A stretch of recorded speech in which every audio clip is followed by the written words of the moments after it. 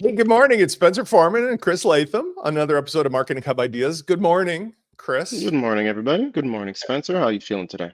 Happy Saturday morning. I'm doing very well. You know, today, let me double check that we're actually got the sound on. Today, we were talking about a couple topics, not the least of which the reversal of fortunes for the weather.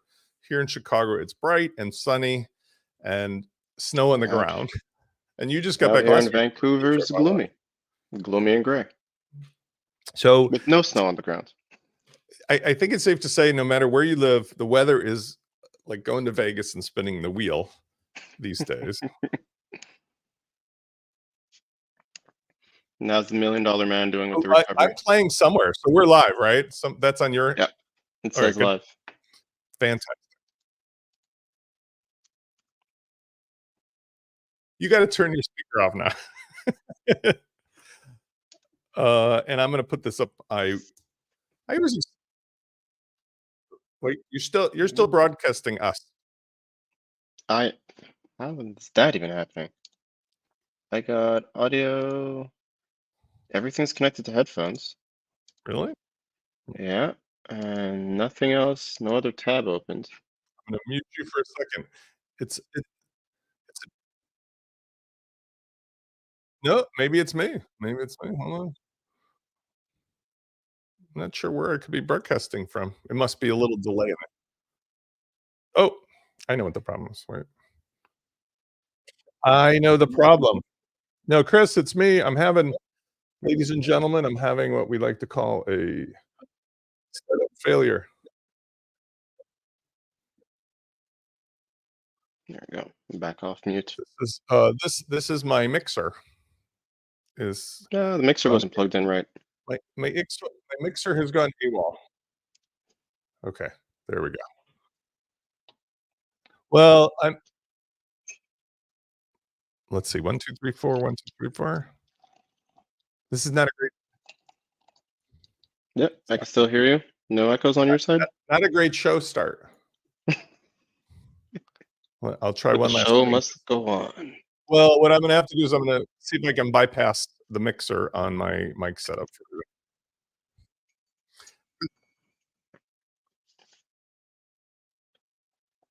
For those of you joining us for the first time, this is the Professional Podcasters tutorial show. Yeah, it's the classic. We've never done this before. No, it's like the classic a year into COVID and everyone's still figuring out how to turn their mic on for Zoom.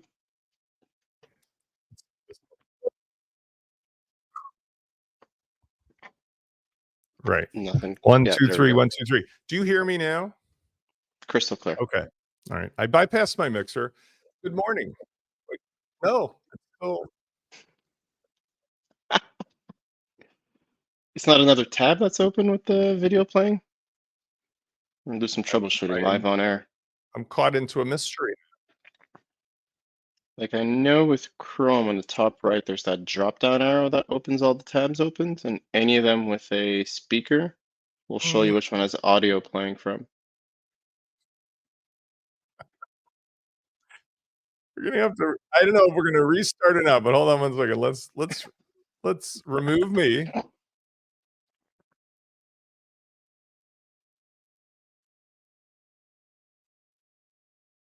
Hey there, ladies and gentlemen. It's the Chris Latham Show. Thank you for showing up.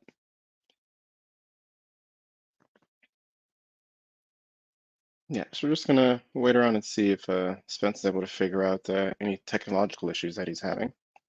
It's definitely not. I think what we're gonna have to do is we're gonna have to restart because I think the problem is located in StreamYard is having a bad day and it's looping back. We're gonna come back in, folks, and hopefully it'll show up in the same spot. So I'm going to leave and come back. You leave and come back. I'll meet you back in here. Yep, see you guys in a bit.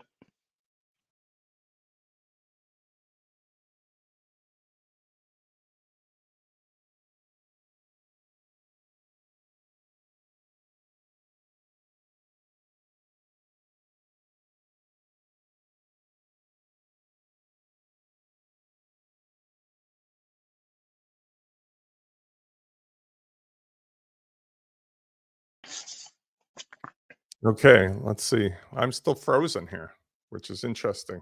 Yeah. You can hear me, but you can't see me moving. Right? Yep. So Right. I'm gonna have to. You stay here. I'm gonna have to reboot. Believe it or not, we'll see if we can salvage the show. Otherwise, it's gonna turn into the Sunday version of the show. No problem. I'll see if I got any jokes I could share. All right, ladies and gentlemen, as we see, Spencer's having technical issues, and I'm here with no issues at all. In terms of updates, the main plan was going over different things of lead nurturing and engaging. And one of the ways of obviously engaging is video that we have here. And videos with issues are a bit more engaging, but also can be annoying for those listening to this on audio. So we'll see how long it takes for Spencer to reboot up. Other than that, things have been good on my side. Business have been booming, keeping my life busy, keeping healthy as well, getting back to the whole fitness routine, which has been nice. And just trying to take as much time to spend as much time outdoors enjoying the nature. Definitely we were talking to oneself right now with nothing else on screen.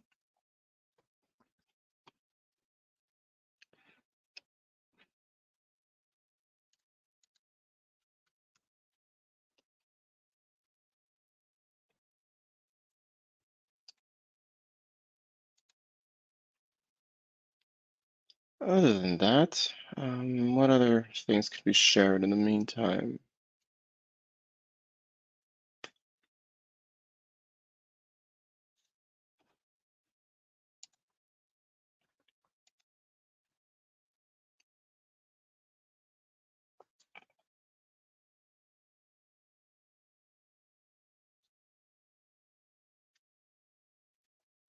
It almost feels like I'm being a radio host on a radio station. There's like that dead time in between that you have to fill up with air. And I guess that's where those radio disc jockeys and radio jockeys have that skill of just continually sharing the entire time. Oh, there we go. Chris is good. All right, Alex. Hello. It says Chris is also. I think that may have solved it. I'm just cross. I do not actually know what that was. That was like my Windows operating system went haywire, but it sounds okay now, right? Yeah. If you do enough of these shows, you're going to end up breaking something eventually, right? So let me just get the logo on so we can do a do-over. It's like we never broke it in the beginning. Okay. Adding it in, and we should be all set.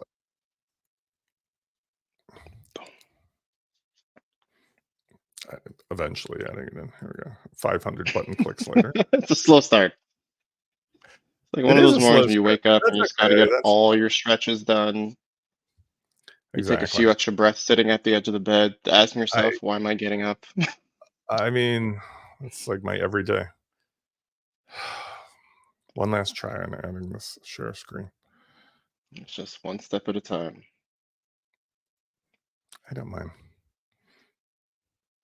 You know, we got no choice, right? As humans, we got to keep I'm pushing. We got to keep moving. get there. Okay, kids, it's happening. I don't really understand if it's possible that I'm having Mercury retrograde or one of those things. It's all good. Good morning, Chris. Let's pretend. Hold on. Let's do like the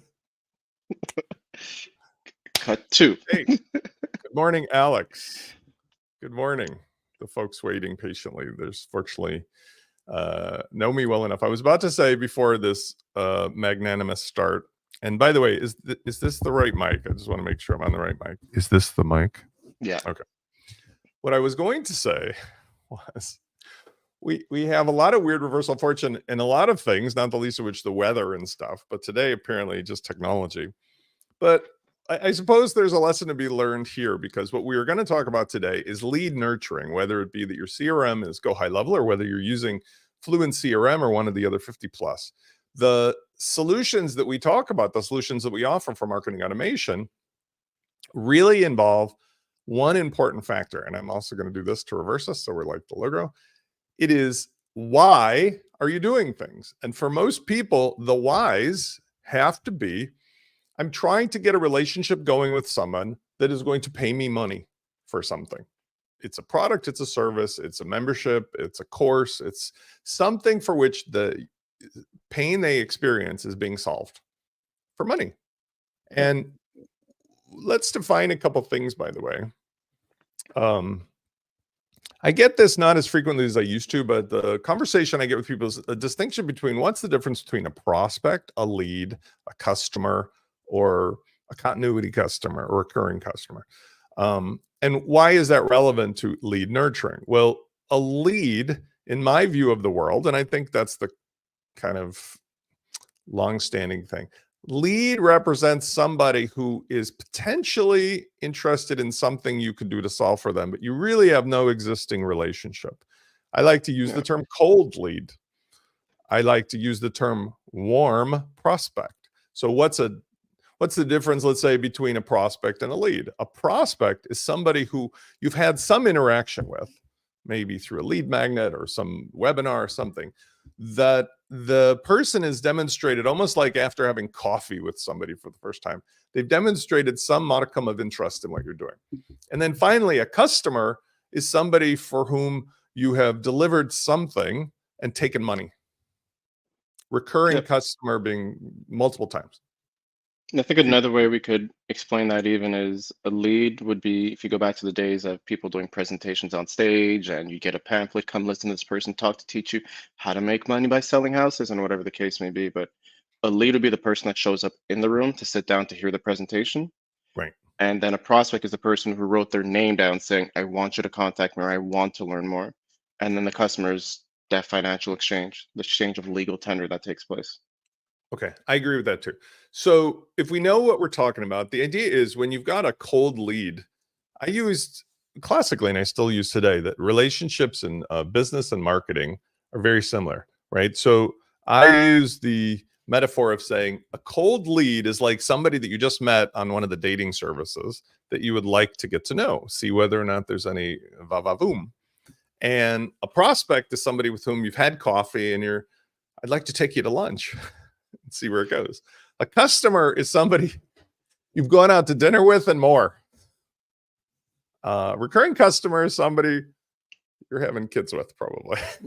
There's some steps in between. The family. Just jump straight to the end. Okay. So with the idea of nurturing, I think one of the interesting parallels I was going to tie this whole professional start of today's show with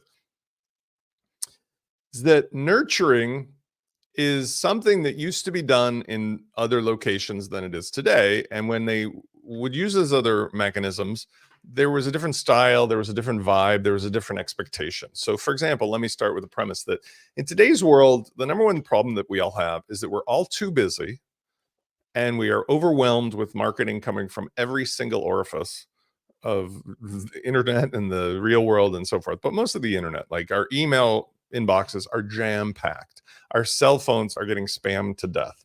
So with the two tools of the three, the third being regular snail mail, like a mailbox, ironically, it does turn out that the snail mail, the mailbox, is potentially the best way to nurture a lead through some clever ideas that we've mentioned in past shows. Maybe we'll talk about today. But the techniques that one uses for the other two channels, I really feel have to adapt to what people's tolerance or preferences are today, because what would have otherwise been, oh, you mean I give you my email and you'll send me 17 nurturing emails? You mean you'll actually keep talking to me 17 times? I can't wait. That is with a long drawn out story in each one. like Someone's reading grandma's reading recipe. a chapter of a book sent in an email every day. So because we all have the time for that. Well, I mean, let's talk about it. But what's the reason that people don't have time for it? Number one is that the technology has changed the way people interact with each other. Politics and the world have changed that too. But we used to have. I grew up, like we joke about all the time, I grew up in a world where in movies and TV, everybody said, oh, it was such a great world and stuff. No, it wasn't. Like when I grew up in the 70s, I mean, I was born in 1966. You go watch some of those Dirty Harry movies or French Connection or whatever. I grew up in the Chicago area. I mean, it was dirty and gritty. People were throwing styrofoam food containers out their windows of the car. People were smoking and drinking, and there was crime everywhere, and the cars were belching smoke, and police, I don't get into that, but like police people think are really impolite today, and there's issues with that. But like, man, oh man, the movies reflect the way police treated people back then. So the point of the story is like, I think that today people are much more genteel with each other. They're much more like, there's 8 billion already. It's like way too many people. So we got to sort of figure it out. It causes pressure, yes. But the point in marketing is that there was always a gatekeeper to marketing. There was always like, it cost a lot of money to print 10,000 flyers to put on the windshields of the cars at the mall or send in the mail. Now anybody thinks it's okay. Oh, well, I can send 10 billion text messages. I might as well do that. And the difference is that, ironically, in the old days, people still had some level of old-fashioned expectation of behavior, like what you did and how you did it. And now naivete has taken over. And it's not that they're being evil. They just are naive that, no, I just met you on LinkedIn. It's not okay for you to start sending me stuff. So one of the big issues is that from the past to present, the barrier of entry has lowered. So if I were to print out 10,000 flyers, I would need to do enough research to understand where and whom am I trying to target by sending out these flyers. Am I sending them to the mall that has the Whole Foods and has all the fancy stores? Am I sending them to the mall that has Publix and all the other, not the less fancy stores? But now with technology, it's just like everyone's on LinkedIn. It gets constant bombarded with messages. You just script a bunch of names, post out, spray and pray, and hope for the best. And when it comes to lead nurturing, it goes back to, again, it's P2P, making things personal as we can. But back in the day, there was more time spent on researching to figure out who we're targeting it to because we do not have infinite budget. And with email, it's just a message away. No one's really paying for email that much these days. Mhm. So I think when you don't pay for things, there's less thought process put into it. But I Right. think the benefit of it having less thought process, if you're the one coming in with thought process, you have a better chance of penetrating into and being able to have people open these emails because you're being more thoughtful about it. And the person reading it, we all know what spam smells like. We all know what spam looks like.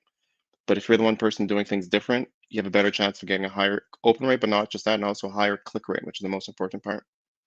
I think it's a cat and mouse game. I was mentioning this morning that in the WordPress space, there's a lot of like drama moments. I created one myself yesterday because there's a company that's doing a practice that creates, in my opinion, it sends the wrong message both through to the customers and what I think is somewhat unethical, but also to other people in the space who feel that they have to compete by taking on the same poor, unethical choices. And the nature of that compares to email nurturing, because in a traditional customer relationship, if you have a SaaS product or service, you've got a certain degree of lock-in that's expected because, look, you're renting like a locker at the health club that we're hosting. It's clear in a SaaS company that's going on. So in this other world of WordPress, when we're giving out the code, there are companies, especially a couple big ones, that feel that it's in their best interest to, I would suggest, mislead the need for a license key, mislead the customer as to what they're actually buying. If they were clear about it, it would be different, but they give the impression that somebody is paying money to buy a piece of software that is able to run on their site forever. But in fact, the software recently has been modified so that without perpetually renewing your subscription, it just simply stops working. And there's lots of arguments about the rights and the wrongs, but from an ethical standpoint, I think we can apply it here to the like lead nurturing of emails. The purpose of the why of the nurturing was, like I suggested, in my mind, it's to build a relationship, a human relationship. So I think one of the takeaways that I want to bring to today's conversation is that when you're doing whatever lead nurturing techniques or tactics, you should always be thinking about why are you doing it and what are you going to get if you do tactic A versus B versus C. For example, if I'm dating and I'm a 57-year-old single dad of 3 boys, and I've been divorced for some time, but very happily dating and having relationships, if I put on my profile, I'm a 22-year-old swinging single dude with a, with a mansion and a Ferrari, what am I doing? Why am I doing that? Because who am I going to attract with that? I'm going to attract somebody that is hoping to find a swinging single 22-year-old guy with a mansion and Ferrari, not a 57-year-old, still sexy, by the way, 57-year-old single dad with 3 kids, 2 of whom are adults. So I think that when you market, the lead nurturing must be like a normal relationship, be as honest and transparent. And this is where I take issue with some of the stuff that we get. For example, and I know you've got the P2P on this one, but like I get emails and well, no, let's switch it for the SMS or let's switch this to the phone calls. I particularly get the robocalls and the robo texts now. Hey, it's Bobby. I'm calling from the insurance company, or hey, it's Fred from the FTC. And you're thinking all this phishing and the spamming and the scamming and the robots and whatever, like you said, spray and pray. I asked myself, would anybody in a normal relationship, if they had to put their face and their real name on it, do this to other people they know versus some unethical corporate behavior where the ends justify the means financially, but not ethically?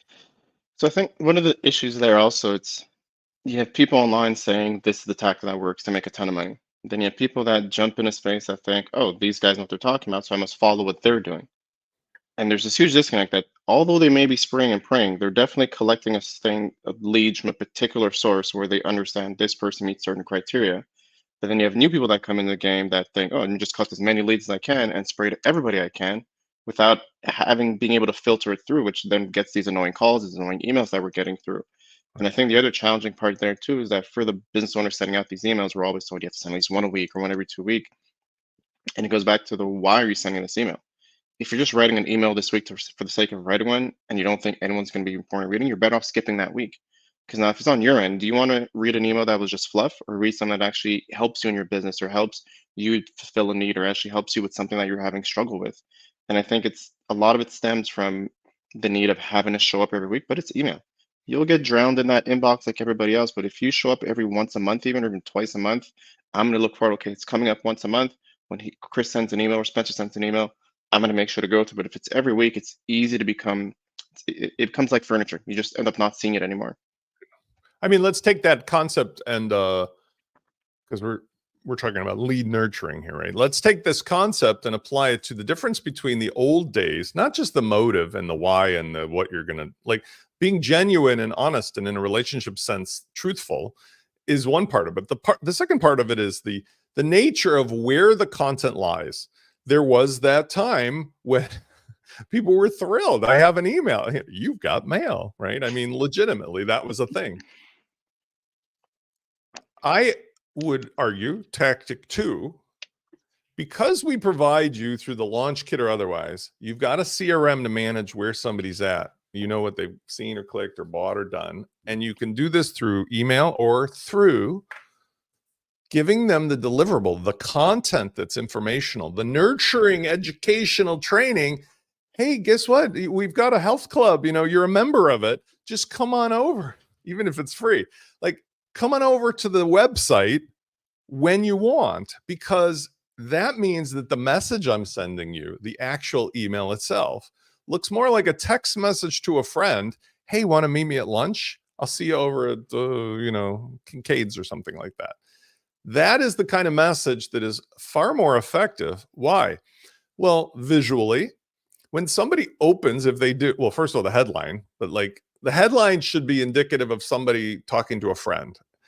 I know that it's true that if you put emojicons and fire and flames and all kinds of weird stuff in the title, that you might get more attention. But like, if you're just, I oftentimes will be like, as little words as possible, and I'll say Spence, which is Spence. They look at it, and inside the email, what I try to do is, with the exception of either a logo, like just at the top, or my picture at the top, the rest should just look like a text message or a very short email, like old school, typed on a typewriter. Because when you start to put in like a wall of information and lists and bullet points and data, the eyes glaze over and people just lose interest. Whereas if you say, hey, we're having a meeting at the golf club, at the membership place, 10 o'clock Friday, that's the reason you built it in the first place. That's how you nurture somebody today. You nurture them at your website with the tools, because we have the tools in the website now to talk to your CRM that says, look, Spence showed up and he pressed the button and he voted and he did this and he did that, all in the health club over at the golf course. And that's better than trying to do it in an email. And that ties into the next thing as well, is that we're sending them, the whole goal is the emails to send them back to your site with traffic. And the benefit there is that open rates, not as important these days, since iPhone and Apple has this thing where all emails get open, but What you want to get is click rate, and a higher click rates will click the links in your emails. And the way that helps out is you're crafting these emails that are short, bite size, sending them to your site. You can then track the users. Who are the people who open the past 25 emails and click the past 25 links? Then they become your people in your list that are the most engaged people. So it helps you figure out who are the most engaged people on your list, either give them a special product in the future as a way to engage them, or even reach out to them and ask them what their story is. And you could potentially, if you have a podcast or if you have some sort of part on your site, you could share their story of what they're doing on your site as well. So it's as much as we all think of, we got to put this whole long story, but the whole goal is to get them back to the site just so you can start tracking, understanding what's going on, and separate who are the people that are really engaged and who are those that are just skimming and reading on your list. I mean, the interesting thing to me is that we also have an abundance now of email clients. And I think most of us have understood over the last couple of years how to do HTML5 compatible emails. But you really actually put yourself in a better position for nurturing when you get somebody over to the website, because the websites absolutely, even if you use one of the three major browsers, Chrome, Safari, Edge, whatever else they might be. I may be missing something. But the idea is all of those are 100% going to display the way that you expect them to, the content and otherwise. With the email clients, there are hundreds and hundreds and hundreds of possibilities, not the least of which somebody might be on like Microsoft 365, or they might be on Office, or some nonsense where their company is filtering out your images. And then what you end up doing is not nurturing. You end up sending what looks like a cryptic World War II coded message, which doesn't help anyway. If you send just a text email and so forth. So takeaway 2, deliver somebody to the place where you can track them, which is the website, instead of trying to nurturing them through an endless series of emails. Number 3, I think the nature of the nurturing, I like how that sounds. The nature of the nurture. It should be in the format that does not play games with people with drip content. Now, I'm bringing this in as a wild card, but there was also a very, very long trend, a popular trend, and it still exists, I don't know why, of I'm going to tell you this stuff. I'm going to tell you a story, Chris. And this week, I'm going to tell you up to the end of chapter 1, and then you're going to have to come back next week for chapter 2. And I think that is the most ridiculous thing in a world where everybody knows there's Netflix and Hulu and Disney Plus and Prime Video and so on and so forth, where everybody can binge watch every single episode of The Sopranos and Friends and Breaking Bad and whatever, because the rest of the world has already come to the point of, I want it now. I'm happy to pay you. I want it now. The thing about that makes me laugh is people still do it, yeah, but the way it's explained to you is that you're going to create this drip sequence, 5, 6 email campaign, and the whole goal is during email 1, 2, 3, and 5, they're going to open it and read it. So you mean to tell me that no one that may have made sense in the early 2000s, early 2010s, but no one's today is waiting for an email to come like, I can't wait to hear the rest of the story. Says nobody in 2024.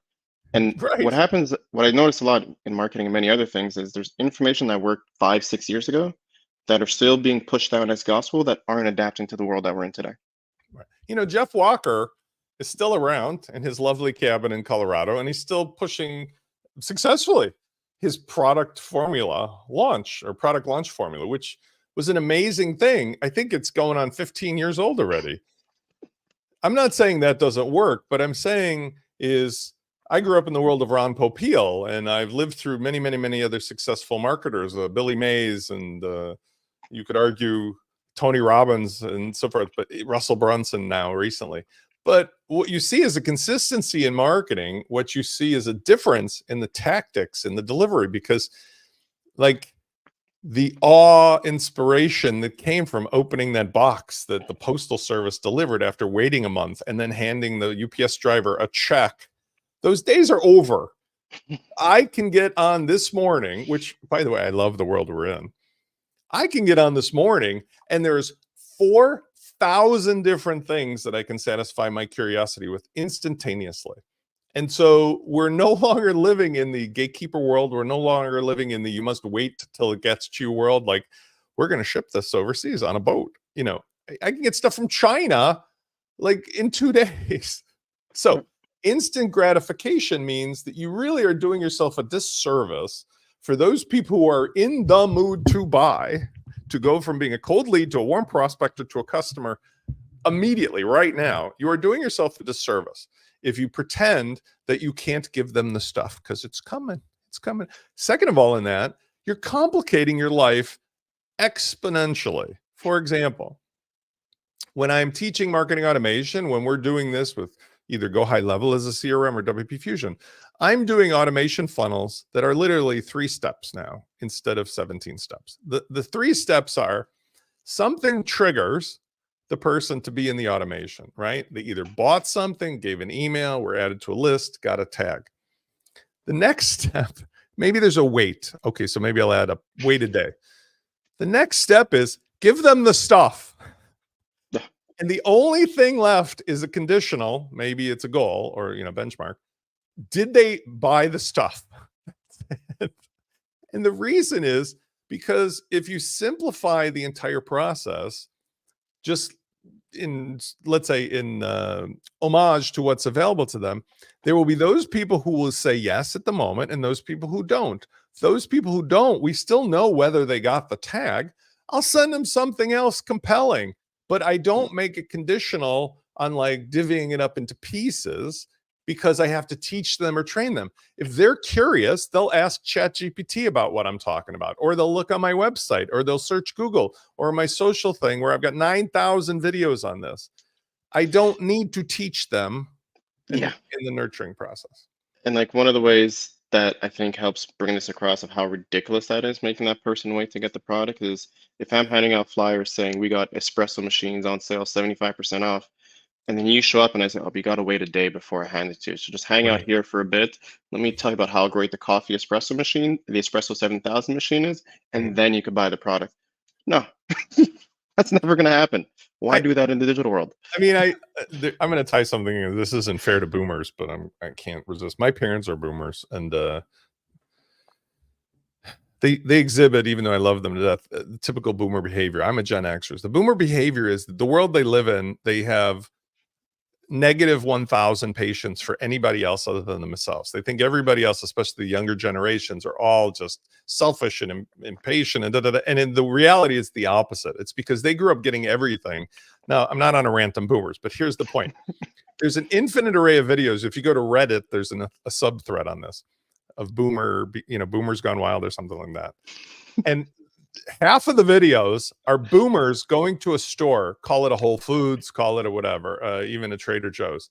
And, they've got checkout lines and they use credit card machines, and there's a person there, but there's also self-service.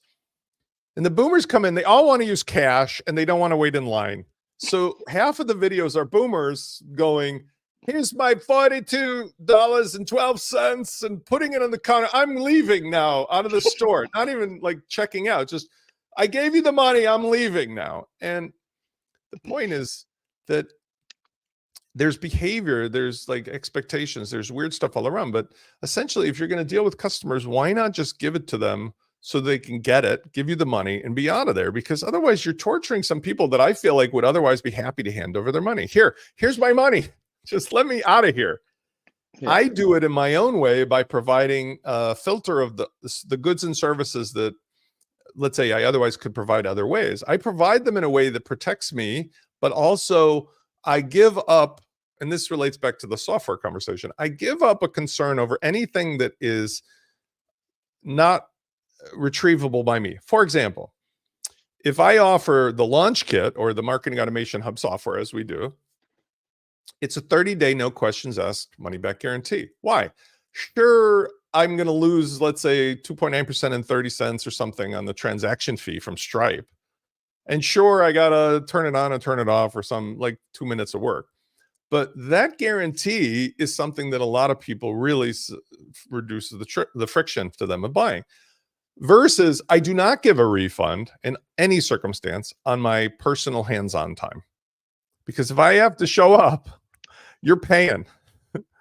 And I think that's the way that these things can be changed. Because let's say you have somebody who's interested in your product or your service or your whatever, you can set your parameters. You can set your terms and conditions to be, look, there's nothing to lose. I mean, you could spend $1,000, $5,000, and as long as it hasn't cost me anything, I can give you the money back. Now, Yeah. And there's like I remember there was one thing I tried years back where it was the landing page, download the product, download the ebook, no capturing of email. It was just download the ebook. At the end of the ebook was if you enjoy this, I'd appreciate if you sign up to the excuse me. I'd appreciate if you sign up to the newsletter. Here's the link to sign up.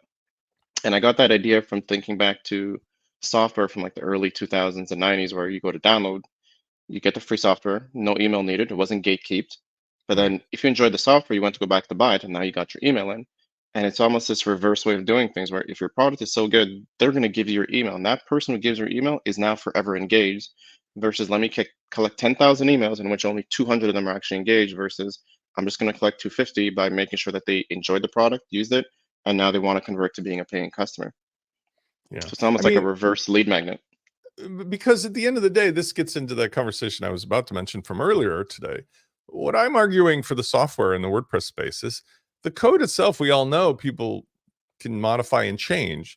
If you're going to make a policy that you're only going to get used to the software while you're paying me, then just be clear about that up front, set the expectation accordingly, and then people aren't surprised. Don't do it by trickery or by words that are trying to scare people into something when their expectation from that environment is that, look, I bought the plugin, I own the plugin. Like, why? I use the metaphor of you can buy a car or you can lease a car or you can rent a car. When you buy a car, it has a warranty on it. Nobody would expect when they buy a car with, let's say, a 5-year warranty, that on the day the warranty ends, that the car ceases to function. You expect that you don't get service, you don't get support. There's nobody's going to come tow your car for free. But it's different if, like, the day that the warranty stops, the car breaks. You say that, and I realize what makes it worse for the WordPress space is if I'm getting Canva, which is all in the cloud, and I stop paying, I should stop getting access because it's a cloud service. I'm paying for their hosting fees and the software running. Correct. But then with Right. WordPress, I'm setting the software up on my own cloud, on my own site. Exactly. Your work is done. I'm not coming back to you for like I'm not using your host for anything else. So why should I keep Well, paying? unless it and well, a perfect metaphor, right? So there are SaaS companies that we love, like Canva. It's very clear that's a rental or a lease. I am only going to be getting access to your platform when I'm paying money to get into, the country club. The expectation of WordPress is and always has been you are downloading software, some of it's free. If you pay for it, that the software should operate regardless of whether you're giving me the two things that I really am paying for: automatic updates from you, support from you. Again, like, I bought this is it aligns a little bit with like the whole Louis Rossman and the right to repair issue, right? Hmm. There are literally tons of electronic devices, not the least of which Apple, but cars, tractors from John Deere, where they have Tesla, for F's sake. You buy the car and then they brick it remotely after you bought it. That's essentially what's happening here. Now, the argument can be made, and I support this because this is a nurturing thing. When you're selling your product, your service, your software, whatever it may be, as long as you're clear about it and you're not deceitful when you put warning messages up after the fact, changing what it is you delivered, then you are nurturing somebody in a way that will lead to a good outcome. Because, for example, when I've had unhappy customers in the past, there's lots of ways to make somebody happy if you're consistent and you're true in your messaging. If you are deceitful, or if you are saying one thing that isn't really true to scare somebody, then it will come back to you. And more importantly, it will come back to in my case with WordPress, it comes back to the industry. I mean, I'm more speaking in this context of the industry, WordPress. People get upset with WordPress. They think it's a piece of, what, because one Hmm. or two big companies do these black hat tactics that make everybody think, oh, I'm never going to do that again. Like, I got locked into it's like the voice jail or the spam robocalls. But for WordPress, like, it says my children are going to be put into a van and taken somewhere if I don't pay for this license to keep It's giving to this company. like when I look at it, a lot of those tactics are based off of fear, which is weird because like you're the biggest name in the space. What are you fearful of? Like it's anybody coming in will eventually know of your name if they need your product or service, and it's We all know of this one small restaurant in our neighborhood or in our major city that has always a lineup but does no marketing. It's like they're not worried about making money because if your product and your quality is good and people are using it, people that enjoy it will talk about it and refer out. So to kind Exactly. of strong arm people into like you got to stay here, it's like you seem desperate at that point. Just you know, it's like if you're What's dating, if you're a good catch, you're a good catch. There's not much you need to do to rope someone in and lock them in. Long gone are the we days of shotgun weddings. I think more importantly, it's a competitive advantage thing. So, for example, we could use the David and Goliath metaphor, but let's just talk about it in terms of we've seen viral campaigns from all kinds of people, celebrities and individuals, that blow large corporations out of the water. Why? Movies too. Because the individual, the entrepreneur, the hustler, the person who is on the ground with their face being shown cares what people think of them, cares about being true to the human part of the equation. And this is what's so sad to me is that when it comes to larger companies, the ones that are sorry for my switch up, I'm getting better, but I have to keep switching.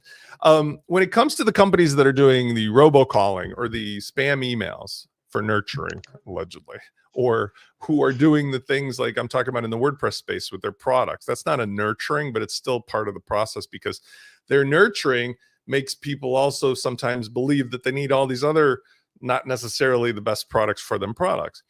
Is that there's a person or persons there who have lost their way because they're not personally being held accountable to the relationship. It's the same problem with social networking.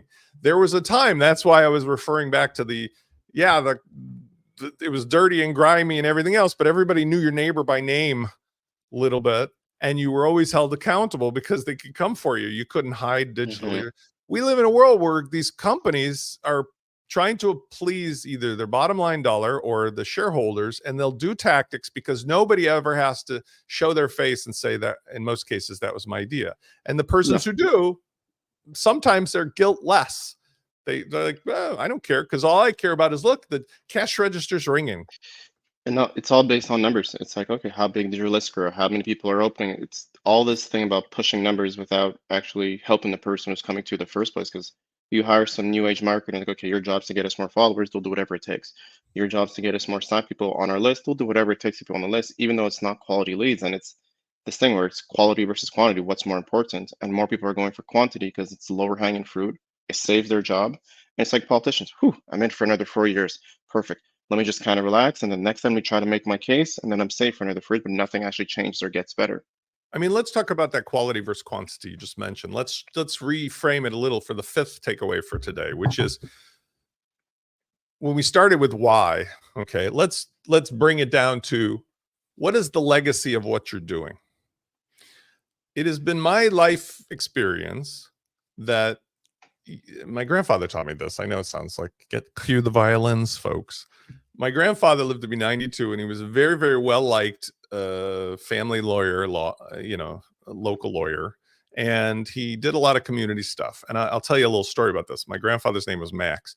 But when I was starting to do real estate development, and I was an attorney, I am an attorney, but like that's not the point. I was doing real estate development. I was buying properties before this whole thing blew up. This was in the early 90s. And then I did it for Before 20. Robert Kiyosaki? I was here before Robert Kiyosaki, believe it or not. I mean, my first property I bought was in 1988. But the point is, in the early 90s, before gentrification, before all the big real estate boom, my grandfather always was a mentor to me because, like, the concept is this: we live in a world where everybody will know everything about you, no matter what you try to do to hide from it. I mean, it used to be hard to find out. Now, I mean, I just heard about like Kate. Turns out she has cancer. That's why she's been offline, right? Like nobody's going to hide from anything. And yet, my grandfather explained to me, you come into this world with your name and your reputation intact, and the only job you have is to leave with it as good as you got it or better. And given that the world is not going to let you escape from it, when it comes to nurturing, to attracting these people into what should be a relationship, it really boggles my mind that somebody who's so brilliant to build $100 million company, like some of these people I'm referring to in WordPress and in the outside world, is so short sighted that they don't see that they are effectively building a legacy of them being the opposite of that. And I'm not pointing the finger specifically at one person, but that person is well known. There's a couple others who are just more like founded by a person, but now the company is doing things. Outside WordPress, you can look at a company like GoDaddy. Like Bob Parsons was a genius, not a very nice human being to some people because he killed elephants and stuff. But as far as a marketer, genius. But that company I still use begrudgingly because they use so many black hat tactics and so many nefarious like tricks. But their product I use begrudgingly sometimes. All right, to the point. When you're nurturing, the story that I say with the real estate thing was like when I was doing one of my very first deals, it turned out that the markets had started to recognize like the value of renovating properties. And so there was one property that was just such an outstanding steal that there was maybe like 25 people trying to buy it. So the real estate agent had everybody meet at some Hapkido gym that the owner's son owned. And we were just like sitting along the wall, like interviewing for getting a role in a play at a producer's office, God forbid. Everybody went in, and when I went in, the person essentially said, "Oh, you're Spencer Foreman. Are you related to Max Foreman?" And I said, "Yeah, that's my grandfather." And the person said, "Oh my God, your grandfather was our family lawyer. He helped me like 24 years ago, and oh my God, we love him. And he went out of his way to do this and that and this." And the point of the story was, I got the contract, not because I had a higher offer, but because my grandfather was what we would call a mensch. He was a real human being. He cared about the people and the relationship first, not about squeezing every last dime by tricking them. And so for those of you who are thinking as an entrepreneur or a solopreneur creator, or maybe you're a bigger company that has a lot of products, you will be known, you will be found, your reputation will precede you. And there is a huge number of potential customers who will flee or talk badly about you. And so weigh that out, because this does not seem to be getting through the brains of some of the people I'm referring to, who I speak to about this all the time, because they are lost in their millions by now. They literally do not think of that way. But if you're coming up the chain, especially, that is your David and Goliath advantage. Be the person that everybody knows he will lay on the railroad tracks to make you happy. And it's interesting because like we have marketing funnel, we have the marketing flywheel, which makes more sense for whatever the business is. But if you start off by being scammy, you're then not going to have people to start referring. So it's like, why shoot yourself in the foot before starting the race? Just be honest and go around the circle. Someone who's very happy will then tell one other person, and eventually that one person finds that one person who has a bigger audience or who's a big influencer in their space, and all of a sudden you're being invited onto either their space of real estate agents, or their space of home chefs, or their space, whatever the case may be, and now you have this whole market to yourself because you treated one person good 15 years ago, and it compounds over time. It's not only compounding. I'm not going to get all squishy. I'm a new agey kind of guy. I'm a very, I believe in a lot of the stuff that's becoming much, much more mainstream and popular. But leaving metaphysics aside, in a practical sense, in a marketing sense, in a capitalist sense, okay, it's good business to be known as the person or the company who, when you nurture somebody, you are inviting them in as a family member. You are going to treat them as a family member. You are going to show them the kind of respect for their common sense and their logic and their integrity that you would want, following the old-fashioned golden rule. That's it. Just your name and your reputation needs to be kept as good as you got it or better. And you can do that by following the golden rule. And ironically, as you so very well said, oftentimes that full circle is where it comes to pay you back, because what happens is when you need it, those people will be the first person rushing to talk about you, support you, benefit you. I can use there's a guy in the movie industry we all know, Tom Cruise. Okay. And Robert Downey Jr. has a similar story. Tom Cruise had a lot of personal drama in his marital life and his, the Scientology stuff, but as a movie actor, a guy my age, by the way, I've loved how far and how long he's lasted compared to everybody else. And Robert Downey Jr., I feel the same way about, especially with all his troubles. But here's the takeaway. Both of those guys, Tom didn't hit the skids on the money, but like both of those guys had their hero's journey. And like Robert Downey Jr. in particular, he essentially was huge, and then he blew out and he was in the gutter, literally in jail. When he came back, nobody would give him the regular deal. So he had to take the deal he could get, which was like, I'll do this for like this Iron Man thing for like nothing, and I'll take a piece of the box office. And when it blew up beyond belief, everybody was happy, and he was happy because he got paid exponentially by the love and the support, because he was not known for going out and hurting people. He was not going known for like doing and saying bad things to people. Tom Cruise, the same way with, I would say, Top Gun, the second movie after COVID. You know, the movie industry was in the shitters. Nobody's going to theaters. You can't leave your house. And he wants to make this movie. I think it was like 3.5, 4 years waiting for it. Yeah. When it finally came out, the studio's like, oh, $35 million. That's like a lot of money, Tom. Like, nobody's going to the theater. He's like, all right, I'll take like blankety blank percentage of the box. Obviously, he could put up his own money. It was like $1 billion movie. Through the roof. So the full circle happens in lots of ways. But like, okay, you're the company that today sticks a knife in people's backs and treats them like morons, versus the little guy, or, you know, the company that has to fight for it and treats people with respect. Guess what? The karmic wheels continue to turn and things change very quickly. I want to bring up one thing too, because the competitive advantage.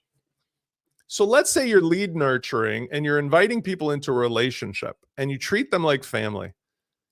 You can turn on a dime and people will be okay with it. And I want to say this because there's also a competitive advantage in Achilles heel part. For example, WordPress for a while had this very,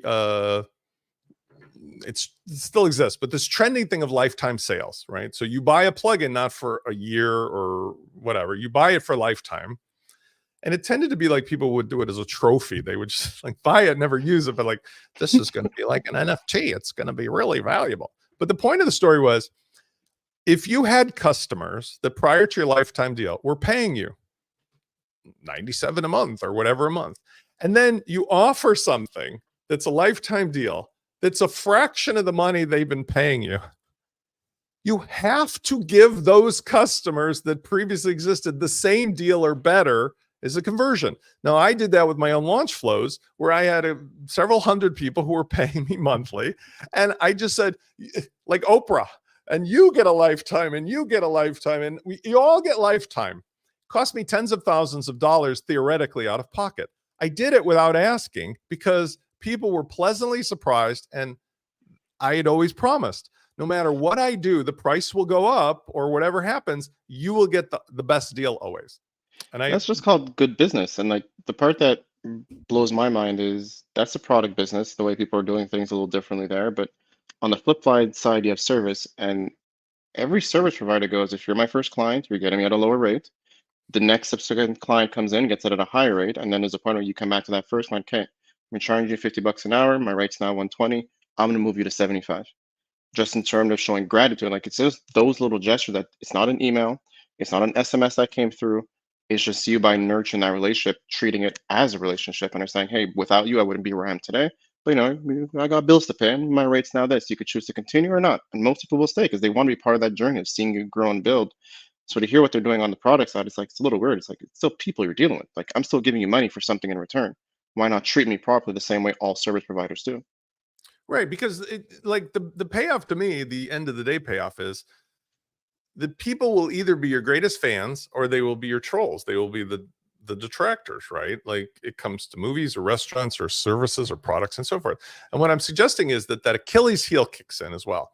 So for example, in the same situation as I was having, there's other companies, including this one I'm alluding to, that have situations where they change the pricing, they change the deal, they change the product. You thought you were buying a car, you were really leasing from us and you didn't know it. Or you thought you bought the product that was blankety blank and we all of a sudden decided to change it. And now you're getting these warning messages that your children are in danger because you're not giving us money.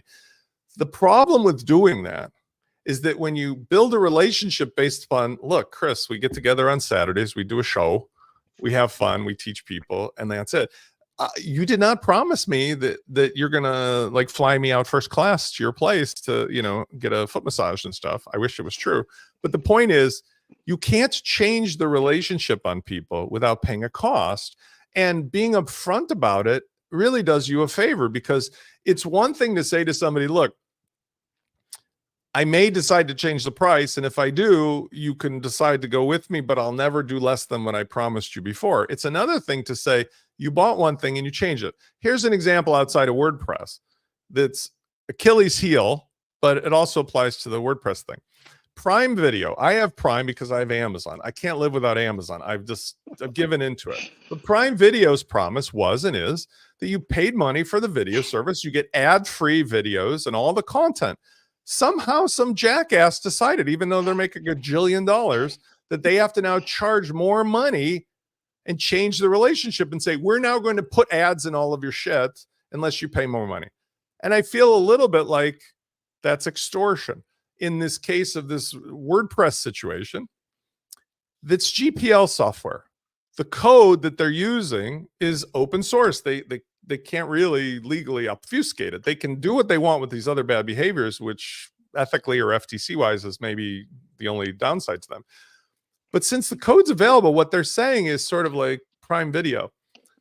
We know we're going to do this for our own selfish reasons, but we really haven't thought through what's the Achilles heel to us. The Achilles heel is, in the software business, some person, not necessarily me, because I got bigger fish to fry, is going to take their code, remove the DRM part, and they're going to give out all of their code for free to everybody. DRM free, because they can. But it's a weird thing where people are gonna go put the licensing and the DRM on things to make it challenging for people to try to do things, but all that does is inspire people to hack it. It's like when Well, like, Napster that's what got I'm saying, like the the issue, videos. they were forcing people to not buy online. Well, just go download it illegally, and illegal downloads went up like through the roof. With the Prime Video, I bring in with the software. I grew up through the days of Napster and the music industry and the RIAA. Good old Remember that? days. Complete Good old nonsense. days. Okay, you may have complaints today as an artist, and I don't blame you, with Spotify or something, that you're getting a billionth of a penny for every play. That's not right either. But as far as music and videos being free, anybody, anytime, on any device can go to any number of websites and get any digital content. I don't need to tell people that that's a thing. You can literally on your phone just go to blanketyblank.to, and everything that's on Prime Video is there for free. I don't want to be doing that. Nobody wanted to be doing that. But if you stick your finger up at me by telling me that you're changing our deal and just disrespecting my common sense, it becomes a point where I go, wait, I'm paying for this and this, all these vertical channels that were supposed to be ad-free convenience legally. I'm happy to pay you up to a point. You're telling me, go F yourself. And I go over to those websites and I'm done with all of you guys. And for this company that thinks it's okay to do this other stuff, it's not my fish to fry, but there are people incentivized in WordPress who will be like, okay, well, what you're saying is we can do what we want. So we're going to take all of your stuff and we're going to give it away, and we'll support it and we'll do whatever. And not to spite you, but rather because of the fact you're disrespecting the community, the environment. You're making it that everybody is suffering now. Peter says each relationship has its own growth rate. Some are glacially slow, others are quick. We must allow our leads to grow. Well, that's a good point too, because like in any, let's go back to like the person part of this. I've been a Prime member forever. I have all these other things forever, but I'm still pretty bright up here. I remember the days of where you had to go to a record store to buy an album, or you had to go to a Blockbuster to rent a VHS tape, or then a DVD and a red box. And I remember all the aggravation. Remember, I'm classic of how hard it was to get stuff. Well, I know now that there's an infinite number of ways to get your stuff you're trying to sell me some other way. If you don't make it easy for me to get it from you, if you don't show me through your nurturing that you're the source that I should say yes to, then I'm going to take the inspiration of what your pain solution is, and I'm going to find it from somebody who will give it to me another way. And you're saying this, and the one company who's figured this out ages ago and has done it flawlessly is Microsoft. If people don't know the story, is Bill Gates was fully aware people were pirating pirates in Microsoft. So he's like, I'd rather just give it for free, let people fork it and do their own thing. He's like, the end goal is that they're using my product. That's the most important part, because down the line, I can nurture them to upsell them to anything else. Right. And that's what I'm looking at for some of these companies we're talking about is they're not thinking of the long term. And it's like I think Peter just mentioned, people move at different pace. The person who's going to move fast to onboard and buy your product and service isn't move quick, but that one person who needed a year and a half could then be bringing you 30 other people, but you just got to let them come at their own pace and not force them into the place. Yeah, we did detour a little bit because I pulled us away on a topical basis from, the keeping leads engaged. I want to just add one comment to that, and maybe you have a thought on that, and then we'll wrap up the show today. Is that keeping somebody engaged, much like Peter was alluding to, is like a relationship whereby you meet somebody and you get some good vibes. And as time goes on, you start to interact with the person and you realize the way that they really are, the way they're going to treat you, the way that they think. And that affects how much you have as a potential to keep them engaged. Because there will be some people where you reach a point of knowing them that you're like, they do not have the same values as I do, the same viewpoint. They don't offer the things I need in a relationship. And we really are selling relationships. And so the sixth bonus takeaway is the most effective way to keep people engaged as your potential customers and then turn them into lifetime loyal customers is to demonstrate those things as quickly as possible and authentically as possible. And if you do the opposite, you are doing it at your peril, right? If you demonstrate that you are going to be deceitful or less than straightforward and you're going to treat them with a lack of common sense and respect, you are asking for exactly what you deserve, which is them to say bye-bye. Okay. And three things I could share just for actions for those that are action oriented and need some action steps is one, depending on the software you're using, like if you're using GoHighLevel, you could track how many times somebody clicks and opens a message that you send them. So that gives you an idea of who's the most engaged in your list and who's really bought in on what you're selling. Two, to help keep them engaged, one of the easy things you could do is record a little video to them that's personal. Like, hey, Dave, thank you for checking up my emails. Just want to say I appreciate what you've been supporting my business for X number of years. And I just want to send you a nice little personal video saying, hope you have a great day and enjoy some sunshine. So that gets some person-to-person aspect going to it. And then the third thing you could also do is invite them to hop onto a Zoom call to ask them a question like, hey, how am I helping your business? Why do you keep buying from me? Like, what are the things that you're enjoying? And you can just use that almost as a customer research method, but also it's more just you being able to have a personal conversation with the person and see that person face to face, which nobody does because it's work, it's hard, it's effort. What was the name of that software that we both used that did that? I forgot. I have the first one was Bonjoro, Bonjoro. That allows you to send the emails there was automatically. Another one called like Hey You or something. I used it over at Marketing Automation Lab. Yeah.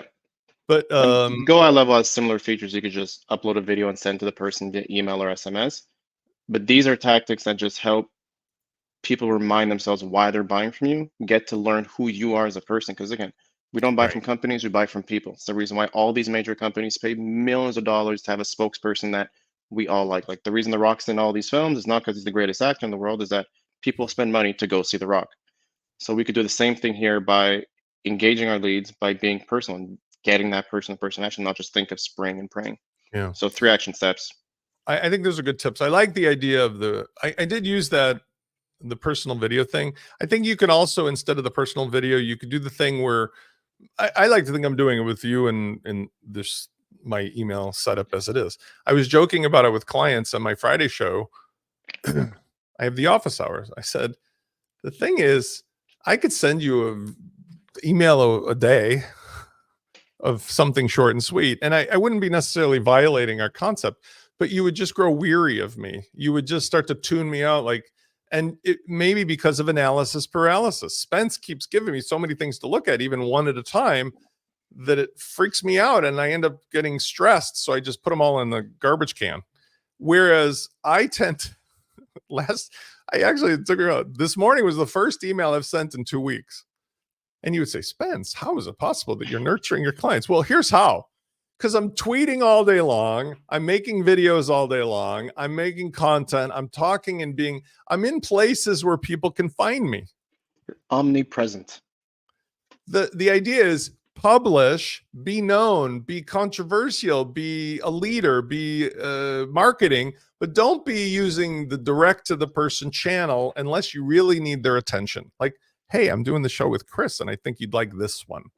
And I think in doing that, you will get a better result. And at the same time, when you weave in these other rules, including the kind of conversation we just had about being ethical in your reputation. I mean, I do not delude myself for 1 second in thinking that Amazon Prime or this WordPress company and its founder are going to listen to a thing I say. But what I do feel I can change, especially in the WordPress space, is to offer an alternative to people, because I do have access and I do have influence enough through here that a movement starts with somebody speaking up, like the kid in the Emperor's New Clothes story. So I would say the takeaway for me of this whole show is the best way to nurture is to be in the same frame of mind as a human relationship, with your name in your face and who you are, what you stand for, what you represent. I love, by the way, Jason Fried for a lot of reasons, not the least of which, as I say, he grew up in the same environment. He used to be a neighbor of mine, but the idea is his common sense resonates with me extraordinarily well, because he just talks common sense like your neighbor would talk to you over the fence, right? And those who don't understand it, like the people I was alluding to, they are never going to go hungry regardless of what I say or do. But it just saddens me in a world of all this plenty that once you reach $100 million of sales, you feel like you have to be this way, and your reputation now, your legacy now suffers. And does he care? No, he doesn't care. But that's the problem. He doesn't get it. I'm teaching, or hopefully influencing, people who have some opportunity to make the world a better place by eliminating that kind of behavior. And I'm not a moral person like I have to be holding a stick. I'm a moral person like golden rule. We'd all have a better world if we all thought of this kind of stuff this way. And that's it. Get the violins. The show is over. Spencer is coming off of his pulpit. Thank you for joining me again, Chris. I always love our Saturdays. It's a great way to start the weekend.